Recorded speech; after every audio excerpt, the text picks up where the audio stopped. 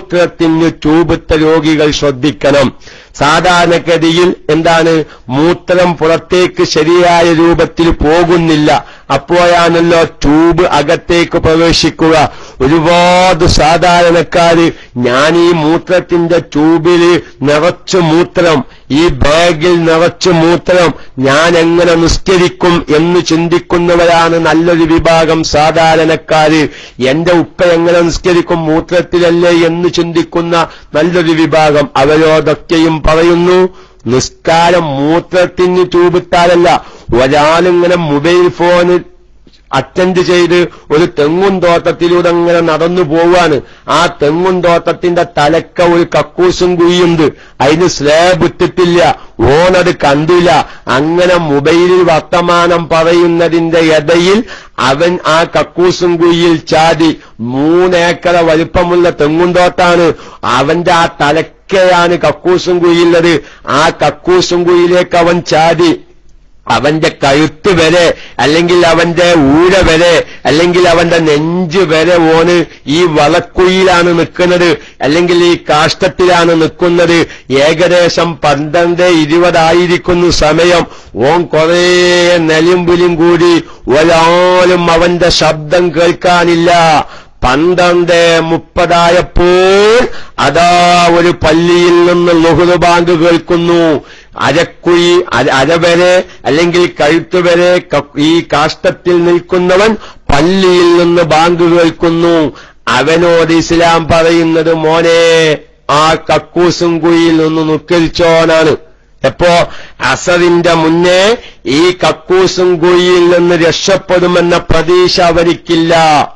ഇനി ഏകദേശം 5 മണിയാകുമ്പോ ഈ ഭാഗത്തിലൂടെ കുറച്ച് തൊഴിലാളികൾ നടന്നു പോവൽ പതിവുണ്ട്.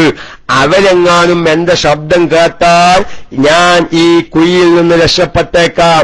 അസറിന്റെ മുന്നേ ഈ കുഴിയിൽ നിന്ന് ഞാൻ രക്ഷപ്പെടുമെന്നൊരു പ്രതീക്ഷയും അവനിക്കില്ല. അവൻ നിസ്കരിക്കണമെന്ന മസ്അല. എന്നിട്ടല്ലേ മൂത്രത്തിന് രൂപത്താലെ നിസ്കാരം. അവൻ ഇങ്ങനത്തെ രോഗികൾ വരെ നിസ്കരിക്കണമെന്ന. എന്നിട്ടല്ലേ പിന്നെ നമ്മൾ കക്കൂസും കുഴിയിട്ട അല്ല മൂത്രത്തിന് രൂപത്ത നിസ്കരിക്കണ്ടേന്ന് പിന്നെ ആലോചിക്കാണ്ട്. അവിടെ ഏതായാലും മൂത്രത്തിന് ട്യൂബിട്ട രോഗികൾ എന്ത് ചെയ്യണം, ആ സമയമാകുമ്പോ ആ ട്യൂബ് ഊരി വെക്കാൻ സാധിക്കുമെങ്കിൽ ഊരി വെക്കുക. അത് സാധിക്കുന്ന കാര്യം ഞെരിക്കാണ്. കാരണം ട്യൂബിട്ട് കഴിഞ്ഞാൽ ഓരോ നിസ്കാരത്തിന്റെ ടൈമിലും അത് ഊരി നിസ്കാരം കഴിഞ്ഞതിനു ശേഷം അതെന്താക്കുക, അകത്തേക്ക് തന്നെ പ്രവേശിപ്പിക്കുക. അങ്ങനെ സാധിക്കുമെങ്കിൽ അങ്ങനെ ചെയ്യാം. പക്ഷെ അങ്ങനെ സാധിക്കാതിരിക്കലാണ് സാധാരണ പതിവ്. പ്രത്യേകിച്ച് വീടുകളിലൊക്കെ കിടക്കുന്ന രോഗികളാകുമ്പോ ചിലപ്പോ ഓരോ വക്കത്തിനും ഈ ഡോക്ടർമാരെ സിസ്റ്റർമാരെ കൊണ്ടുവരക്കും പ്രയാസമാവും. അപ്പൊ അത് ഊരാനും കയറ്റാനും നിസ്കാരത്തിന്റെ ടൈമിൽ പ്രയാസമുണ്ടെങ്കിൽ ഊരുകയും വേണ്ട, ഒന്നും വേണ്ട.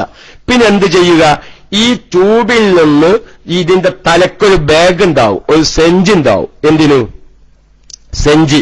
ആ സെഞ്ചിയിലേക്കാണ് ഈ ട്യൂബ് വഴിക്ക് മൂത്രം വന്ന് വീഴുക.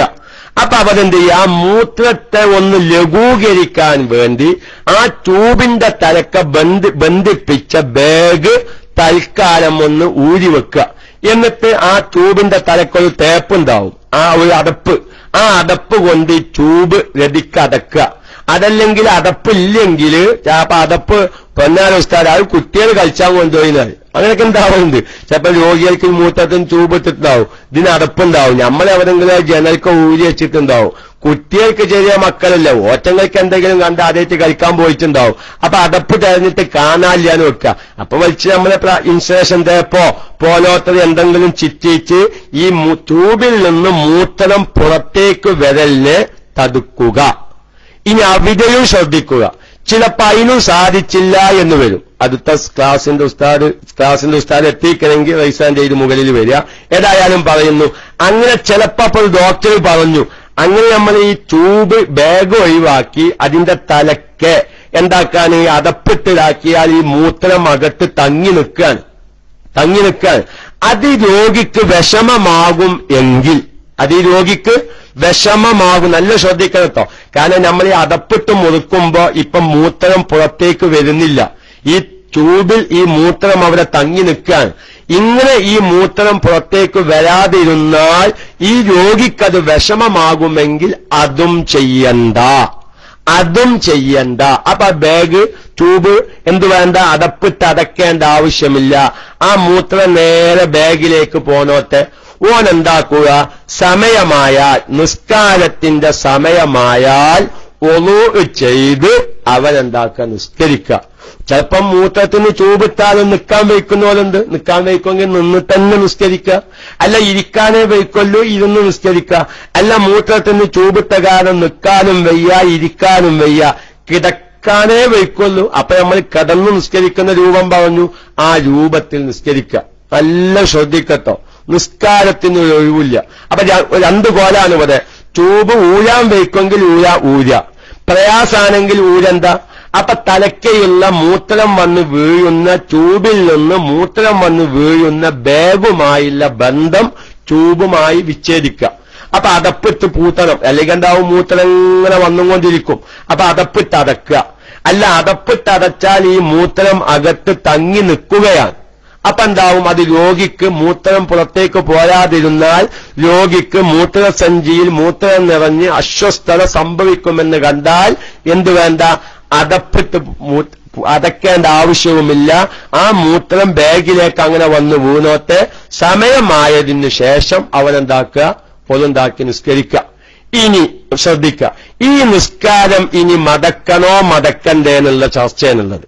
ഈ നിസ്കാരം ഇങ്ങനെ ഒരു രോഗി 2 കൊല്ലം കടന്നു, അള്ളാഹു കാത്തു രക്ഷിക്കട്ടെ. ഒരു രോഗി മൂത്രത്തിന് ട്യൂബിട്ട് 2 കൊല്ലം അതേ കിടപ്പിൽ കിടന്നു എങ്കിൽ ഈ രോഗങ്ങളൊക്കെ മാറി 2 കൊല്ലം കഴിഞ്ഞു, മൂത്രത്തിന്റെ ട്യൂബൊക്കെ ഒന്ന് ഒഴിവാക്കി റാഹത്തായുള്ള അവസ്ഥ വന്നാൽ ശാഫിഈ മദ്ഹബിലെ പ്രബലമായ അഭിപ്രായ പ്രകാരം ഈ 2 കൊല്ലത്തെ നിസ്കാരം എല്ലാം മടക്കി നിസ്കരിക്കണം. ഞാൻ എന്റെ സാധാരണക്കാർക്കൊരു സമാധാനം തരാൻ വേണ്ടിയിട്ടാണ് ഈ മസ്അല എങ്ങനെ പറഞ്ഞിട്ടോ. 2 കൊല്ലല്ല 5 കൊല്ലാണ് നോക്കുക. 5 കൊല്ലം ഈ രോഗികളെ നിസ്കരിച്ചു, ഓരോ സമയമാകുമ്പോഴും ഈ രൂപത്തിൽ നിസ്കരിച്ചു. 5 കൊല്ലം കഴിഞ്ഞു, അൽഹംദുലില്ലാഹ് രോഗങ്ങളൊക്കെ മാറി, മൂത്രത്തിന് ട്യൂബിടാത്ത സാഹചര്യമുള്ള ജീവിതം തന്നെ അല്ലാഹു തആല അവനിക്ക് തിരിച്ചു നൽകിയാൽ ഈ നിസ്കാരങ്ങളൊക്കെ അവൻ മടക്കി നിസ്കരിക്കണം. പക്ഷെ ഈ നിസ്കാരങ്ങളൊക്കെ മടക്കി നിസ്കരിക്കാൻ അവൻ കഴിവിന്റെ പരമാവധി ശ്രമിച്ചു. പക്ഷേ ആ നിസ്കാരങ്ങൾ പൂർത്തിയായി നിസ്കരിക്കുന്നതിന് മുമ്പ് അവൻ മരിച്ചു. അവൻ കുറ്റക്കാരനല്ല. പക്ഷെ നമ്മൾ പറഞ്ഞിട്ടുണ്ട്, നിസ്കാരം മടക്കി നിസ്കരിക്കേണ്ടവനാണെങ്കിലും ഉള്ളവനാണെങ്കിലും അവന്റെ സമയത്തിൽ നിന്ന് അത്യന്താപേക്ഷിതമായ സമയങ്ങൾ കഴിച്ച് ബാക്കിയുള്ള സമയം നിസ്കാരങ്ങൾ ആയത് വീട്ടാനും മടക്കി നിസ്കരിക്കേണ്ടതും മടക്കി നിസ്കരിക്കാനും ഉപയോഗപ്പെടുത്തണം. അങ്ങനെയൊക്കെ ഒന്ന് ഉപയോഗപ്പെടുത്തി. പക്ഷേ ഒരു 3 കൊല്ലത്തെ നിസ്കാരക്കോ മടക്കി നിസ്കരിച്ചു. അപ്പോഴേക്ക് അല്ലാഹു തആലാന്റെ തീരുമാനം, അവന്റെ മരണം അവനിക്ക് എത്തി. അവൻ കുറ്റക്കാരനല്ല. അപ്പൊ ശാഫിഈ മദ്ഹബിലെ പ്രബലമായ അഭിപ്രായ പ്രകാരം ഈ നിസ്കാരങ്ങളൊക്കെ അവൻ മടക്കി നിസ്കരിക്കണം. എങ്കിൽ ശ്രദ്ധിക്കണേ, അവരെ അംഗീകരിക്കാവുന്ന രണ്ടാമത്തൊരു കൗലുണ്ട്.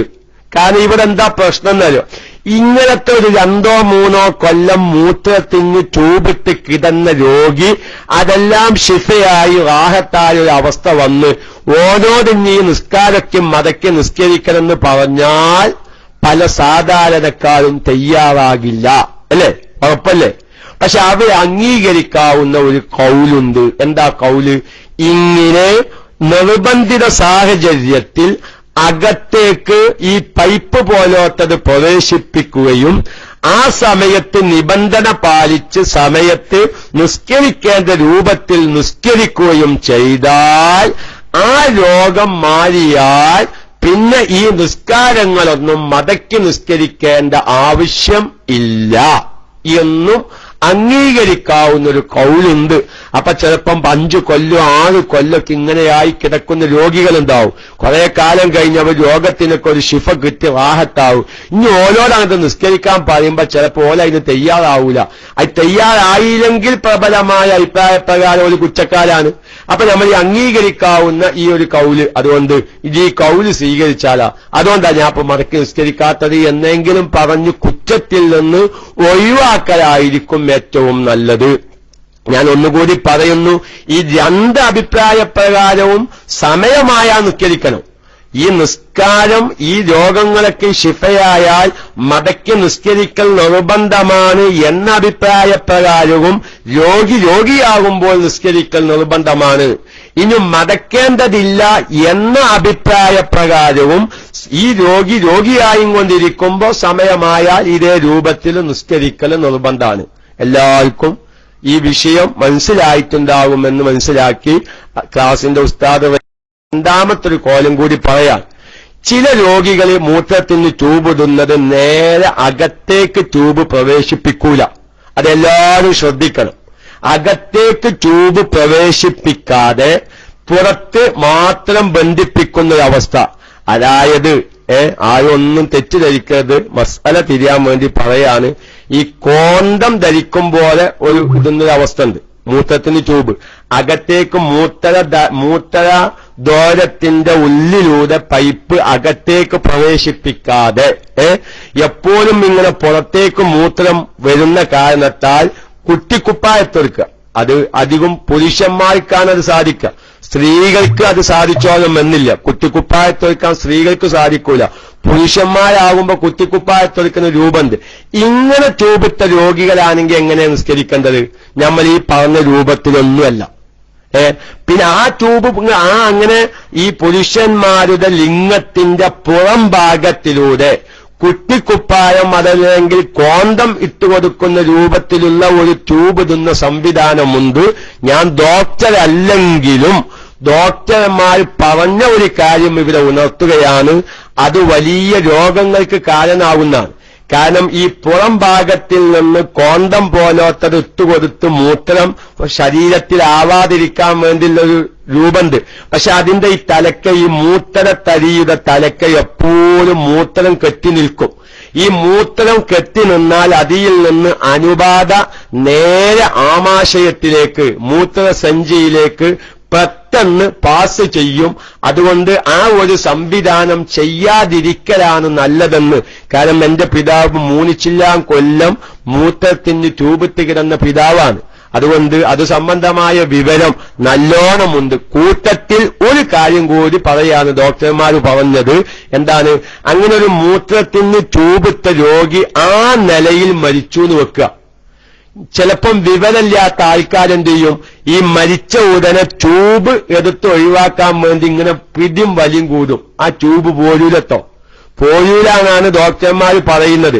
ഇനി അഥവാ പോന്നെങ്കിൽ ഇവന്റെ വലിയുടെ ഊക്ക് കാരണം പോന്നതായിരിക്കും. അത് ഈ മയ്യത്തിന് ശക്തിയായ വേദന ഉണ്ടാവും. അതുകൊണ്ട് അവിടെ ഡോക്ടർമാർ പറയുന്നത് എത്തിയിട്ടില്ല ഇൻഷാ അല്ലാഹ്. ഡോക്ടർമാർ പറയുന്നത് മൂത്രത്തിന് ട്യൂബിട്ട രോഗി ആ ട്യൂബിട്ട അതേ രൂപത്തിൽ മരിച്ചാല്, നമ്മൾ മരിച്ചാൽ കഴിഞ്ഞാൽ പിന്നെ ട്യൂബ് ഒഴിവാക്കണല്ലോ. നമ്മളിങ്ങനെ പിടിച്ചു വലിക്കും. ചിലപ്പോ ആന വലിച്ചാലും ആ ട്യൂബ് പോരൂലെന്നാണ്. കാരണം ഇതിന്റെ അകത്തേക്കൊരു ഹെയർ അകത്തേക്ക് പോകുന്നുണ്ട്. അപ്പൊ അതുകൊണ്ട് അത് വലിച്ചാൽ പെട്ടെന്ന് പോരൂല. പിന്നെ അതിനെന്താ ചെയ്യാ? ഈ മൂത്രത്തിന് ട്യൂബിട്ട് കഴിഞ്ഞാല് അവിടെ നമ്മൾ ഈ ഒരു എനച്ചുണ്ടാവും, ഒരു കോന് വരും അവിടെ ആ ട്യൂബിന്. അവിടെ വെച്ച് കത്തിരിക പോലോത്തത് കൊണ്ട് അതുകൊണ്ട് മുറിക്കുക. ഈ ലിംഗത്തിന്റെ കുറച്ച് താഴ്ഭാഗമായിട്ട് ഈ മൂത്രത്തിന് ട്യൂബ് കണ്ടവർക്കറിയാം ഒരു കോനുണ്ടാവും. ആ കോനിന്റെ മുകൾ ഭാഗത്തായിട്ട് എന്താക്കുക? കത്തിരി പോലോത്തത് കൊണ്ട് മുറിച്ചാൽ ആ ട്യൂബിൽ തങ്ങി നിൽക്കുന്ന മൂത്രം സുഖമായി പോരുകയും അപ്പോൾ ട്യൂബ് ഒരു പ്രയാസം കൂടാതെ ട്യൂബ് ഈ മയ്യത്തിന്റെ അകത്ത് നിന്ന് പുറത്തേക്ക് പോരുകയും ചെയ്യും. അത് മസ്അലയല്ല. എന്നാ മസ്അല ആനേനു. എന്താ മസ്അല ആവാൻ കാരണം? ഒരു മയ്യത്തും ഒരു വ്യക്തി മരിച്ചാൽ അവന്റെ ശരീരം വേദനയാവാത്ത രൂപത്തിലാവണം ആ മയ്യത്തിന് വേണ്ട കാര്യങ്ങൾ നമ്മൾ ചെയ്തു കൊടുക്കേണ്ടത്. അപ്പൊ അതുകൊണ്ട് മൂത്രത്തിന് ട്യൂബിട്ട് മരിച്ച രോഗിയാകുമ്പോ ആ ട്യൂബ് ഊരി ഒഴിവാക്കുമ്പോൾ മയ്യത്തിന് വേദന വരാതിരിക്കുക എന്ന ഒരു സുന്നത്തും ഒരു നിർബന്ധിത വിഷയമുണ്ട്. അതുകൊണ്ട് ഈ ട്യൂബ് വലിച്ചൂരുമ്പോൾ ഒഴിവാക്കണം. അത് സാന്ദർഭികമായി ഉണർത്തിയത് മാത്രം.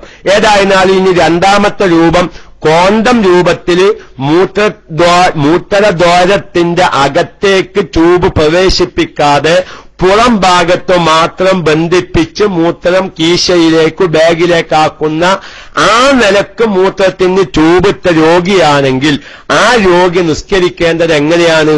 ഈ കോണ്ടം പോലാത്തത് പറ്റ ഊരി ഒഴിവാക്കണം. കാരണം അത് അകത്തേക്കാക്കുന്നതും പുറത്തേക്കാക്കുന്ന വിഷമല്ല. സാധാരണ അവന്റെ ലിംഗത്തും ഒരു കോണ്ടം വിട്ടുകൊടുക്കുന്ന ഒരു പ്രയാസം ഒരു സാഹചര്യമാണുള്ളത്. അപ്പൊ അതുകൊണ്ട് അത് ഈ ഊരുന്നത് കൊണ്ടും നിസ്കാരം കഴിഞ്ഞ് അത് വീണ്ടും ആ വസ്തു ഇടുന്നത് കൊണ്ടും ഈ രോഗിക്കുണ്ടാവുന്നില്ല, ഒരു വിഷമം വരുന്നില്ല. അപ്പൊ അതുകൊണ്ട് ആ നിലക്ക് മൂത്രത്തിന് ട്യൂബിട്ടവരാണെങ്കിൽ നിസ്കാരത്തിന്റെ സമയമായാൽ ആ കോണ്ടം പോലാത്തത് പറ്റേ ഊരി വെച്ച് എന്തു വേണം? സാധാരണ മൂത്രവാർച്ചക്കാരൻ നിസ്കരിക്കേണ്ട രൂപം എങ്ങനെയാണോ ആ രൂപത്തിലാണ് അത്തരം ട്യൂബിട്ട രോഗികൾ ആകുകയുള്ളൂ. അപ്പൊ അതുകൊണ്ട് മൂത്രത്തിന് ട്യൂബിടുന്ന രോഗികൾ ഇങ്ങനെ അകത്തേക്ക് ട്യൂബ് പ്രവേശിക്കുന്നവരുമുണ്ട്, അകത്തേക്ക് ട്യൂബ് പ്രവേശിപ്പിക്കാത്ത രൂപവുമുണ്ട്.